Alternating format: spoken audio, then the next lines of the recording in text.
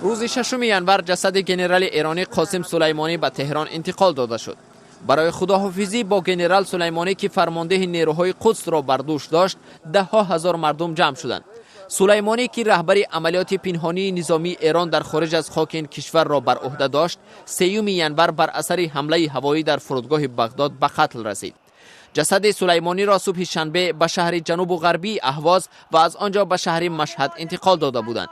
در مراسم وداع در شهر تهران، جسد رهبر گروه نیمه نظامی عراقی ابو مهدی المهندس و چند تن دیگر که در این حمله بغداد به هلاکت رسیدند، در کنار جسد سلیمانی جای داده شدند.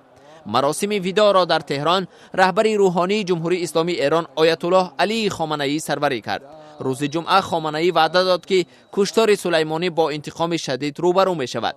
در پی آن پرزیدنت ایالات متحده آمریکا دونالد ترامپ گفت اگر ایرانی ها به آمریکایی ها و یا منفعت آمریکایی ها حمله کنند، آمریکا 52 مکان و از جمله جایهای فرهنگی ایران را هدف قرار می دهد.